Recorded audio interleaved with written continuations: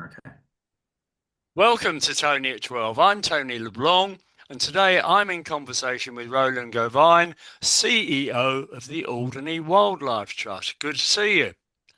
Morning, Tony. It sounds very grand, CEO. I think manager, whatever you want, dog's body, all perfect, except other ruder words have been used. Well, how about I'll Jack of be all against. trades? Jack of all trades will do. Yes, I'm definitely master of none, but I can I, accept the positive connotation. I tell you what, having looked at everything, I can't believe it's 24 years since the Wildlife Trust got underway. Yeah, and there were several years before that, so I'm feeling very old when I'm talking about it, or older, I should say. But yeah, it's we're coming towards 25 years, and the world has changed an awful lot in 25 years or 24 Absolutely. years. Now, you were one of the only Ramsar site in the Channel Islands. Can you just explain what Ramsar is all about, please, Roland? So the island has the only Ramsar site, and Ramsar is an old convention. It's the original global environmental convention signed by multiple parties around the world. It was signed in the town of Ramsar. It's in the days where conventions got named after places rather than in acronyms. And it's convention on the protection of internationally important wetlands. Yeah, So it's been around since the mid 1970s, and it was a popular convention in the UK, and therefore there are quite a lot of Ramsar sites around the British Isles. We were the first in the bailiwick, second in the Channel Islands, and it's the largest in the bailiwick, twice the area of Alderney. It covers the area between our west coast, basically all the way around Burhou and the reefs behind Burhou out to Ortac and the Gannet colony and back in to Lesotac and then around the coastline. It's designated from memory on seven criteria out of about 30 available criteria, one of which is we have more than 1% of a global population of a species, and that is the gannet in yeah, Alderney. yeah, yeah. So And it was quite a feather in your cap to actually get that status, wasn't it? Um, I think I would view it as Ramsar's an international convention. It has to be designated by the island. We can't do it. Yeah, We were around at a time where there was no other resource and we were created as an organization in part by government, as well as by the community, because there wasn't a government department on the environment. There was no ecologist working for the environment as such. And the convention had been adopted and ratified for Alderney. And Alderney was getting asked, why haven't you designated? It's pretty obvious you have at least one designating criteria because there's a lot of very large white birds over there and we can see them. So the government was getting those questions and didn't know really what to do. So that's where the trust became involved. And yeah, I would say that we're more than happy to take some credit for a lot of time, energy, and work back then doing it. But it's not ours. It's the islands, and I think the really important thing to remember, and it sort of draws to the wider point. Alderney's brilliant. It's great in many ways. We love being here, but the natural environment is truly Alderney's asset, yeah, and its yeah. history, and its culture, and all those other things. But the natural environment is its possession, as Now, much as you apart, can possess it. apart from the marine side, you've also got responsibility for footpaths and woodland maintenance. And what's the latest on that? So, in terms of looking after the sort of the wider countryside and landscape, that really falls back to a service level agreement we signed with the states right at the very beginning of forming the trust 24 years ago. Really, to help fund the organisation, we needed resources, and the states were quite rightly not wanting to give those without it being against something. So we took on footpath management, often a path that had fallen out of repair, about 20 kilometers of them. And then over time, that's expanded to reserves and wider sites that we're also involved in. So, on the whole, the program is still almost entirely done by volunteers. And the budget for it has remained the same with, I think, a £1,000 change in the last 24 years. So, we have got a promise. The committee's been very kind and they've opened the doors to a discussion about inflation Yeah, I was for going to next say year, that which that would make £1,000 then would be worth a lot more now. I was looking at it some would be. stats the other day, Roland, and they reckon that £100 at the 2020 point is now Yeah. worth £78. Yeah, well, And that puts it in context, doesn't it? yeah, yeah. No, it really does. I was looking at a lease for a building, and the RPI figures for the adjustment is truly horrifying. Not for us, thankfully, not for Yeah, anything to do with the yeah, trust or yeah, myself. yeah. Now, Project Alderney, you're been nominated for Intact Insurance Conservation Award. How's that coming along, and what can the public do to support you? So the Intact Insurance Corporation was the old Islands Insurance Corporation, I think, or yeah, Insurance Corporation Awards. They're the only true conservation sort of environmental conservation awards for the Channel Islands. We've been delighted to be nominated for this in amongst a lot of very strong competition. The project that they are looking at is a project that we have soft launched last year. We're growing some momentum on it, and then we'll go out with a bigger effort. And it's called the Once and Future Woodland. It's a development from a bigger project. I won't go into lots of acronyms and projects, but we've been looking at the overall health of the environment for the island for a long while. And one of the outcomes in the last few years is a realization that a lot of our habitat is changing very fast. A lot of the landscape is changing very fast. We think of ourselves as not having a lot of trees on Alderney. That's a changing situation. In 2010, we had about 3% tree cover, sort of mature tree or trees that could be measured as trees, Yeah. not just shrubs and bushes. And now that's 6% within, a doubling within the space of about 15 years. The problem with it is that a lot of those are just the leftovers of an island after the war, sycamore and garden escapes, and maybe not the most dynamic woodland. So the Once and Future Woodland is about taking advantage of the natural change. People do love woodland. It's one of the things we're asked most about, along with can we introduce squirrels? But apart from that, those two things go hand in hand, I suppose. The project will be looking at trying to bring back a lot of the native species that were here historically. We can see from the historic record that will be better and more diverse, produce more diverse wildlife on the island, and get them back into that expanding woodland. Not removing the non-natives, just simply making it a more mixed and diverse and valuable habitat So, for so wildlife, but also whereabouts for us. whereabouts Sorry. is this project? So this is we're talking to landowners all over the island. Really, it's looking at there's all these pockets of woodland Yeah. developing. It's not one site as such, but it's looking Okay. at where people are willing and wanting. If we can draw the funds in, the resources in, we'd like to start, adding trees back into that mix around those developing sites so that they become more diverse. So, first areas we'd like to look at York Hill. That was our soft launch last year and supported the states with the homecoming woodland. So that was all oak for the homecomers, and that was an incredible event. I was very proud to be part of that. There were 300 odd or so locals and returners come to do that, which was absolutely brilliant. Yeah. And then we'll expand out. The goal, the fundraising goal is 25,000 trees over 5 years, which sounds like an awful lot. Unfortunately, it's not as many as you think. No. I mean, in my view, sycamore trees on Alderney are the equivalent of leyland eye on the mainland. Would you agree with that? Um, Sort of. Yeah. It's never quite as clear cut. In No. sycamore trees are the cover we have. If we don't do anything now, sycamore trees will be the majority of the cover that the whole island will have. So I think that for us, we're not going to be able to go and eradicate sycamore trees as a whole. It's an invasive species, I suppose, in the technical terms, but it's established and it's spread over too much of the island.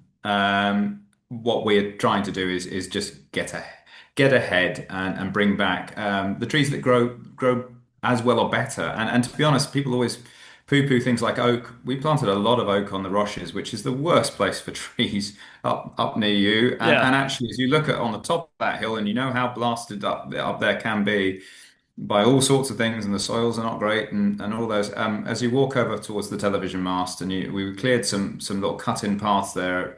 I don't know if you had a chance to explore, but even in that most blighted place, the trees are 30 foot tall and the oaks are growing brilliantly, and the survival rate is well above what we expected. And it's really lovely to go walk in there. I mean, that's the sort of thing we're trying to do. Not destroy sycamores or get rid of them, but just make sure they don't become the be all and end all of our Yeah. future Yeah. woodland. Yeah. What other species other than oak? Uh, I mean, in this one, we don't know the exact species mix. It's one of those things we're trying to do in the build up. We're looking at the historic record, but we also got to plan for species that will cope with a changing climate. Yeah. There's no point planting things that were here 2,000 years ago or 3,000 years ago that can't then cope with what it's going to be like in 100 years' time. Oak is pretty adaptable and seems to be doing really well. We were planting up on the Roches as part of the community woodland project back in 2010, which was 12,000 or so trees in that, 12 to 15,000 trees in that. It was ash, but obviously we've had ash die back to the island now, so we can't import ash.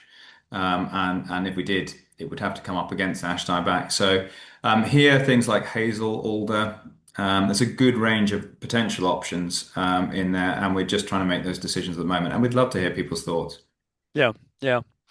I go on a walk up there quite regularly, actually, and it is gratifying to see how those trees have evolved over the years. Just from saplings into I have something, a yeah, Yeah. really I have a substantial. photo of my daughter planting one 14 years ago. And, Goodness. and Poppy's not grown as fast as that tree has, put it that way, but they're both a lot bigger now.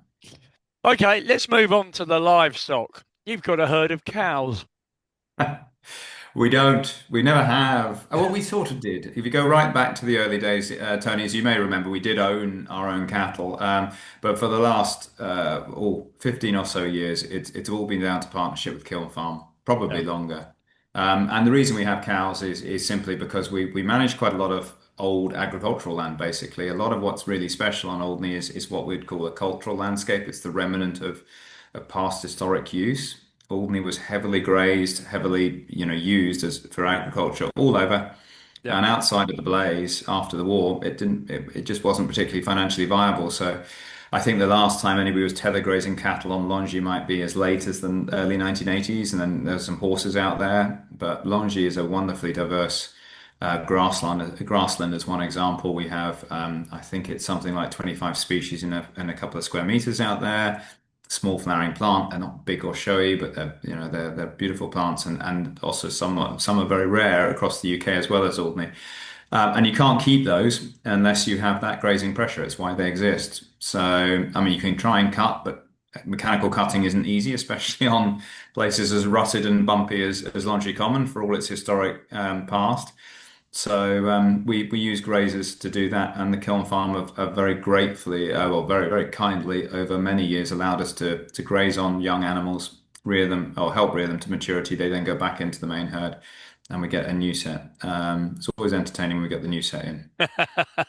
Shades of cowboys and Indians, I guess, from Well, there's that lots of point of running view. around anyway in the first Yeah, first few quite. months. Yeah, yeah. I mean, are they prepared to eat the odd bramble also, Oh, cows? I mean, so that yes, they will. That they won't completely dominate brambles. I think the real trick with grazing is that if you've got enough pressure, if you've got enough livestock. So often, if anybody has any complaints about the cows, they feel that they're pushed on very hard, and Yeah, and they are. We graze it down to the nubbin as hard as we can. Cows don't graze very tight. And we don't use horses for grazing here, and not for conservation grazing. It's a bit challenging, and we don't have a farm looking after horses in that way. So it does mean you have to put a lot more pressure on them. Trampling is also a bigger impact, or probably on brambles and bracken yeah, and things like that. Just yeah. the cattle moving over and squashing it. We do then mechanically cut. We don't need to cut a lot of bramble. Bramble's not a bad thing. It's great in many ways, but where it's spreading into fine grasslands, then we have to get a mower out every now and again. Okay. Let's get on to Burhou and the cameras, which I think were first installed in 2009. That's 17 years ago, Roland. Yeah, it is, isn't it? Yeah, it's a long time ago.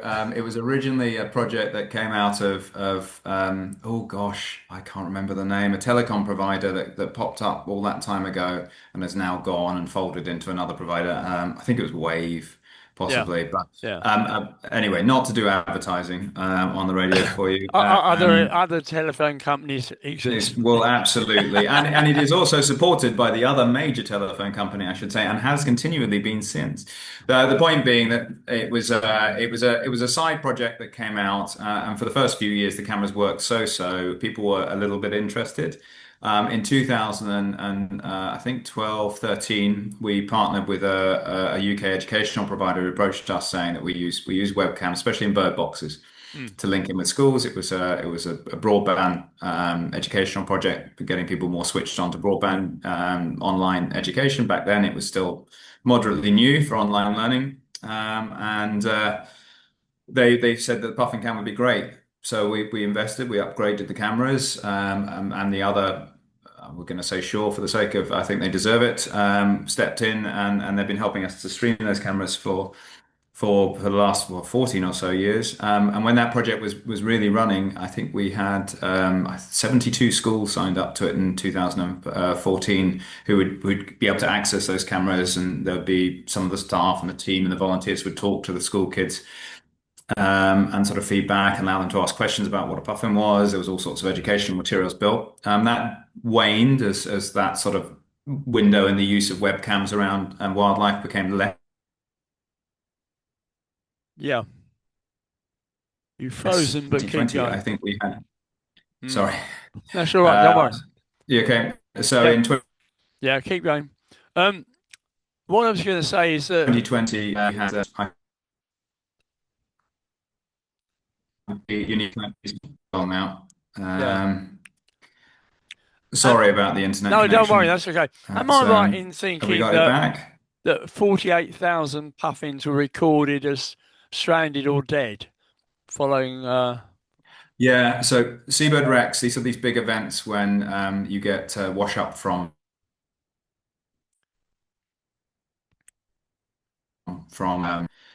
storms. It can be other causes, but in this case, we believe it's a storm. Storms ran through into the beginning part of this year, out in the Atlantic, impacted puffins especially.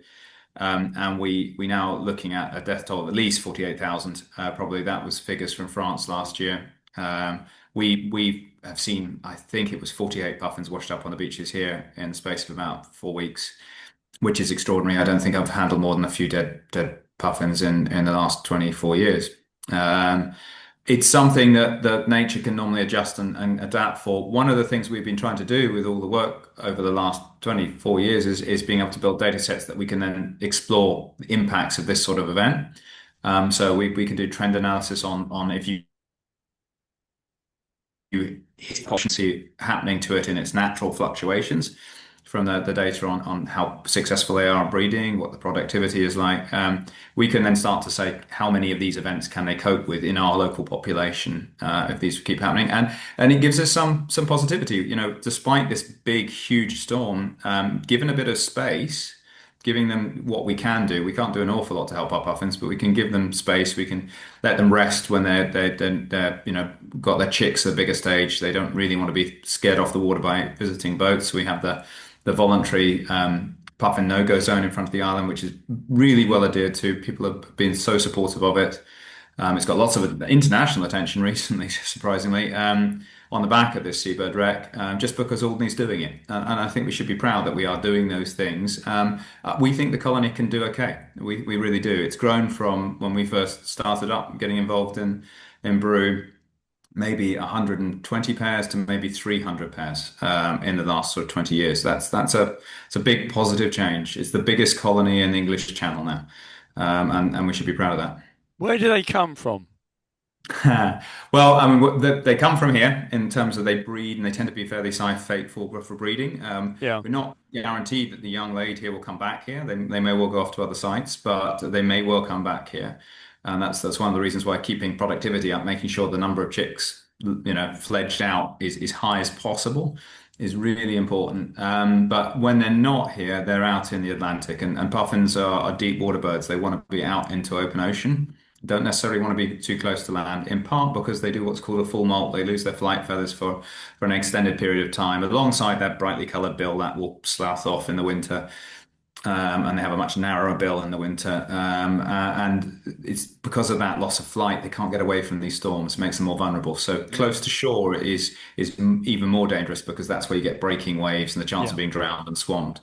So open seas, they're a true Atlantic bird, the Atlantic puffin. What about predators? The gulls? So always an assumption gulls predate, and they do. Normally greater black gulls for predation. To be honest, the real predator for something like a puffin is much more likely to be a peregrine falcon. Yeah. Peregrines will definitely take, and we've seen that happen often, often on cameras. I remember a talk being done by one of our patrons, George McGavin, who's an insect specialist, telling us how we all focus on birds and we're totally uninterested in the insect world and how wrong we are. And he's quite right. We are wrong. The insect world is the building block for everything else. And halfway through the conference, his presentation, all the staff buggered off out the back door because they'd just seen a peregrine killer puffin on a camera on the webcams, and we're trying to figure Right. out how to play it and what we should say about it, and it didn't need to be recorded. So. There are predators. Biggest long-term danger, things like gill netting, surface nets can be damaging. We don't have that around here, which is another reason why the puffins probably do well around Yeah. here. So, Can the public have access to the puffing cam or?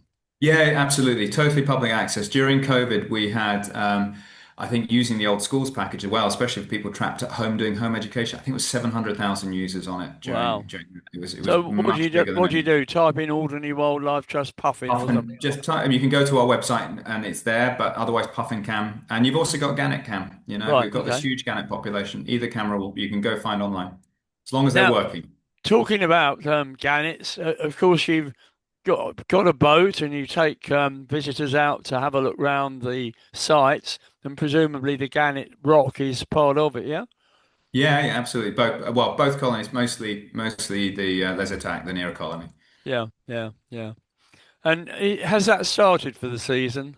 The boat trips. Yeah, so our walks and tours program is up and running, back walks, and we're also doing monthly sort of science talks based at the Wildlife Trust office, and we really, they're really good talks. We had a lovely presentation done by Tara, who's our head of the Putting Nature into Recovery campaign. So Tara is a brilliant, or Dr. Tara Cox is a brilliant ecologist. She's been on island for 3 or 4 years.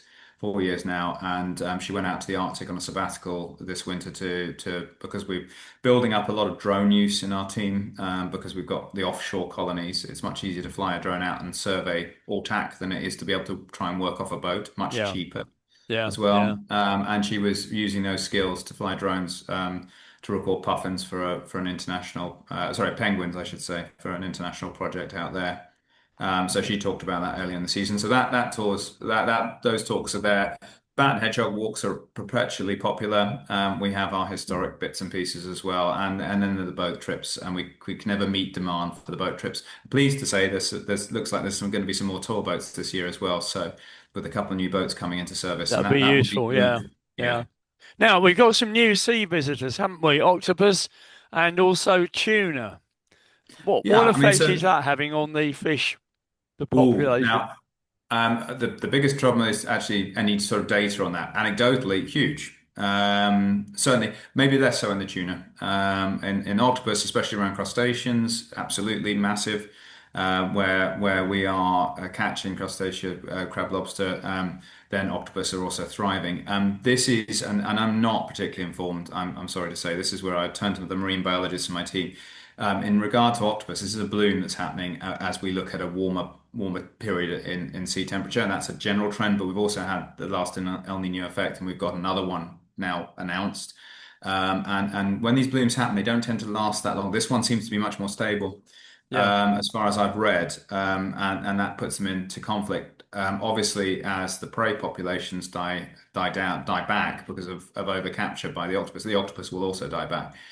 And they also produce a food source for other animals. You often find seals will quite happily go after octopus. So maybe a reason why the seal population seems to be growing at the same time or in a similar time. But any environment is amazingly complex. So making carte blanche sort of suggestions about anything is really dangerous because, especially as a layperson, which I very much am in marine biology terms. In terms of tuna, you're looking at an increase in sightings. They used to be present here in big numbers, and I'm sure probably we could look back and say the same about octopus. But in regards to in the last or in recent history, we relate tuna much more to sort of Mediterranean waters, to African waters.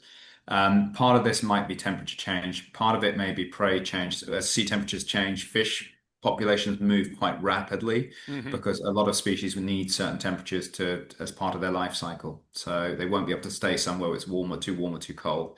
But alongside that, there's lots of pressure down in the Mediterranean for fisheries, and therefore it might just be a movement of a displacement of fish from other populations. So an easy thing of saying, oh, it's a boom in population, that's not necessarily true. I can't say one way or the other if it is, and you would have to turn to more informed people. But I would always look to the wider issue and are these populations stable overall, not just are they more common now than they were. and then making informed decisions based on that. Looking at the seals eating the octopus, Mhm. we've got a sort of natural balance taking place. Nature tends to rebalance. The big Yeah, danger, and the reason people talk about climate change and all those knock-on impacts isn't because climate change doesn't happen naturally. Climates do, the climate is always evolving, always changing. It's because of the speed at which it's changing. And the fact that whilst you can look at brief trends where the speed is similar, they are almost always associated with global events such as massive volcanic action, yeah, which we don't have going on elsewhere. So it would be lovely to imagine that the sum total of seals balance out the sum total of octopus, but the problem is seals also eat fish. Therefore, it's a compound issue. What would be much more interesting, the approach that we take as an organization, it'd be really good to understand what the fish populations are, and then we'll understand are they healthy or not. And at the moment, we rely on very good information coming from fishermen who are very informed. They've invested their whole time, life, and energy in it, and I'm not gonna doubt their experience of how things are doing. But it's really hard to turn that into informed information to respond to. yeah. And that's what we need. That's what we work towards. And fisheries data is incredibly hard to collect and really expensive to collect because it's under the water. Now, pure water, rainwater. Yeah. Are we doing our best on conservation there, do you think? I think I would always argue that unless we're actively talking about it on a regular basis, which I don't think we are, it's a question I get asked an awful lot. How does Alderney deal with rainwater Yeah. or drinking water, potable water? We're a lot better than we were 15, 20 years ago, as I think we can all remember. We made some major investments in infrastructure.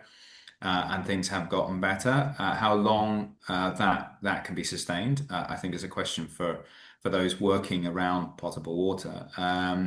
What I would argue, and I think my understanding is that the states are looking at it as part of the land use plan reviews is around well, probably not around land use plan, but around the actual regulation, the building regulation side is that we need to be embedding conservation measures around power, water, and all those other issues that hit us in our pockets into the planning and building process. It doesn't solve all the old buildings, but it does deal with all the new builds or the rebuilds or the extensions. And if we can build that in, that would be a potential long-term and big saving.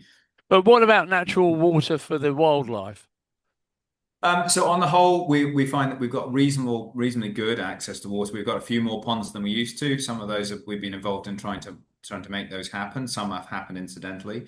I mean, not to put a damper on it. I mean, one of the challenges, one of the advantages we've seen for nature is Platt's Lean Pond developing. That's developed because of mistakes on our part, so we can't use that water source anymore.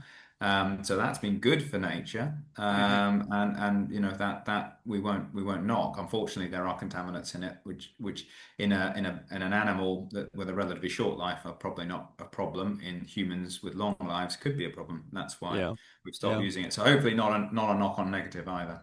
Hmm. Asian hornets, big problem? Yes, I mean, it speaks to a changing world. It speaks to the problem with invasive species. Asian hornets is a very hard one to stop, and invasive species are a hard thing to prevent happening. As we look at climate changing, as we look at more and more movement of materials around the world, as I understand it, Asian hornets were first recorded in southwestern France, I think, about 20, 25 years ago, and are believed to be associated with wood imports. So Mm. we brought them in by accident. Unless you have good programs to deal with these in the nascent stage when these things first happen, it's very hard to stop. And I think it's important to sort of talk to the idea. Invasive species are not necessarily invasive. The term invasive species relates to a species that's non-native and likely to become dominant within the area it's been introduced to. We have non-native species that are not necessarily invasive. They can, they're garden escapes, but they're not going to take over the whole island. I mean, you could argue about where sycamore sits in that. I think you would argue invasive. Yeah, But in terms of Asian hornets, they are highly invasive. They impact on all sorts of prey. They eat all inverts. A certain percentage, as I understand it, tend to dominate and fixate more towards honeybees. But a lot of them will focus on all prey, and they are focused very much on certain parts of the body as well. So they're quite wasteful eaters. And the team on the island, the States team, do an incredible job. We are immediately adjacent to France, where they're fully established now, and there's no real way that you're ever going to remove them. They're into the ecosystem. They outcompete almost all of the species around them in their own native environment. Honeybees and other bees are quite capable of counteracting them. They will swamp them, and basically they use body temperature to cook them. They will swarm around them, sacrificing themselves to be able to envelop the hornet and cause its body temperature to rise. It has a very narrow body temperature range. We just don't have the animals that can do it here. So we're dependent on humans. But it does bring up the issue we're getting more and more of these, and unless we're informed, unless we have an understanding of what the next threat is, unless we're eyes open and make this actually part of what we do, this is expensive to respond to. Yeah, We've got yeah. guys working really hard on this, and dedicating their lives and being injured potentially in doing this work. And therefore we need to try and prevent those preventable ones from happening. And there's simple things like importing animals. Think about making sure the vaccinations are done so that you're not bringing in intestinal parasites and things. We don't think of those as big invasives. They're not Asian hornets, so we don't see them in that way. But intestinal parasites, we know at least one species probably has been brought here that's now affecting hedgehogs, and then you've got an impact on hedgehogs, and that's something that's much more to people's mind. So yeah. Can you very quickly tell us about the blonde hedgehog and the mutation process and everything? You've Okay, got a so couple we of we minutes. don't okay we don't know enough to be very confident. Populations of hedgehogs in Alderney, it should be present in Alderney. I've never seen any written records really talking about hedgehogs before the Second World War. There are some Yeah. references, especially to oral records.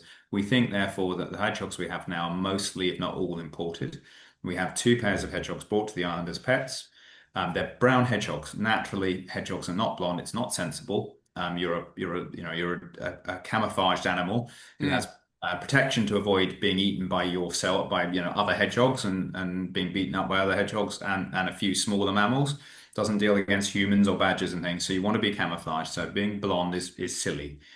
And After about 25 years of these two pairs escaping, we suddenly start to see these blonde animals. So it's a genetic sport event, or a recessive gene, that because of the very small original population, if it was ever there, and the lack of predators, has become probably 50% almost of the population, or more maybe. Seem to be seeing a lot more rabbits around.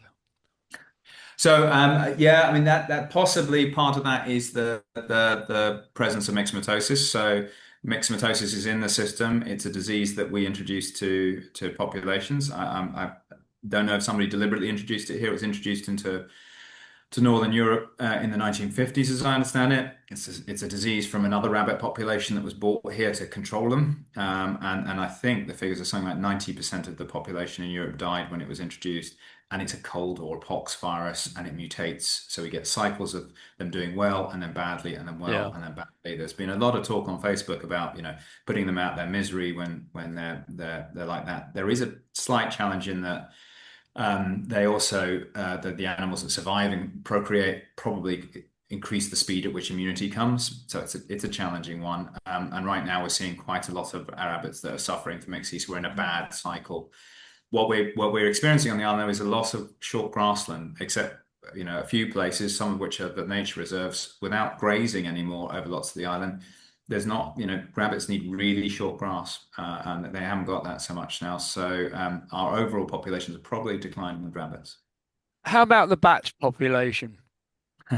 So bats are dynamic. More than half of all our animals are bats, but they are the second biggest group in the world globally. They're very cool animals.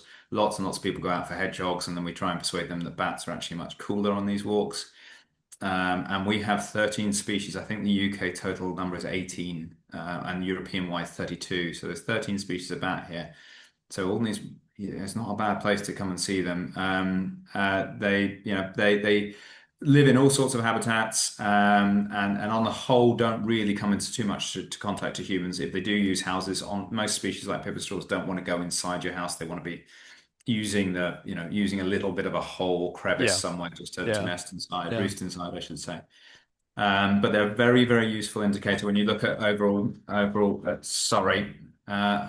Look overall at species across the world because they have insect populations especially because they sit on top of the insect food chain and they eat a huge number of insects. So if we can monitor bat populations and look at how healthy they are, we can hopefully reflect on how insect populations, which are much harder to monitor. We have over 800 types of moth alone on Alderney, which it just makes it very hard to count individual species and the numbers of them. So looking at bat populations is a good way to try and account for overall health of ecosystem. We've just about run out of time. I'm, I'm, I'm, I mean, you said that I would probably talk too much, and I'm No, sure I I have didn't. I didn't talked say too that, much. folks. He's fibbing. Well, It's been, everybody it's, who knows me knows I will talk too yeah, much, yeah, so yeah, yeah. so they would agree with you if you had said that. That's part of the attraction. But anyway, it's been great talking to you. Really appreciate your time. And Well, don't thank you. forget, folks, the Woodlands survey. So that's the Once and Future Witness. It's the Yeah, Enact Insurance Corporation Awards. If you yeah. feel like voting for it, we'd be delighted. Thank you. Okay. Thanks, Roland. All the best. Thanks very much.